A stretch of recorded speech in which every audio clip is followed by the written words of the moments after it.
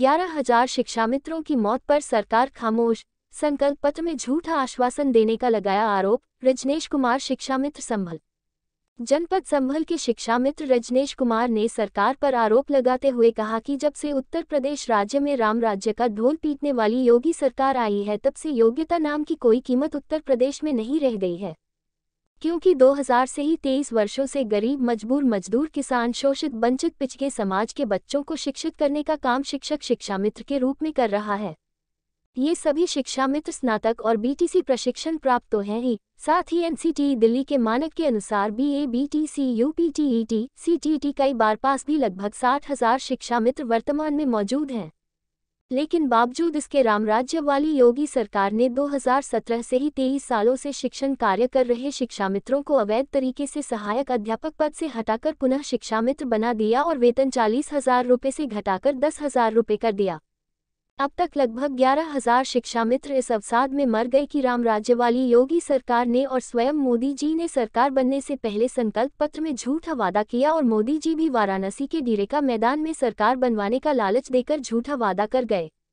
सरकार बनने के बाद ठीक उल्टा कर दिया। आखिरकार क्यों शिक्षामित्र को योग्य होने के बावजूद फुटबॉल बना दिया गया। लेकिन 2017 में रामराज्य आने के बाद 40,000 से घटाकर तो 10,000 रुपये कर दिया, लेकिन वह भी इतनी कमर तोड़ महंगाई में 3-3 महीने अल्प मानदेय भी न देना रामराज्य वाली सरकार के दावों की पोल खोल देता है। इस महंगाई में शिक्षामित्र कैसे परिवार चला रहे हैं ये तो एक शिक्षामित्र ही समझ सकता है, क्योंकि इस रामराज्य वाली योगी सरकार में अपना पूरा जीवन देने वाले शिक्षामित्र अपनी बेटियों के हाथ पीले भी शिक्षामित्र साथियों से 20 रुपये के चंदा का सहयोग लेकर कर रहे हैं। बीमारी के इलाज में चाहे स्वन्य हो या बूढ़े माँ बाप चंदा के सहयोग से इलाज कराने को मजबूर हैं। शिक्षामित्र सरकार से उम्मीद लगाए बैठे हैं और 2017 से ही अनेक प्रकार से अनुनय विनय कर रहे हैं, लेकिन रामराज्य वाली योगी सरकार बिल्कुल गूंगी बहरी होने के साथ अति संवेदनहीन हो गई है। 11,000 मौतों पर भी अब तक भी खामोश है।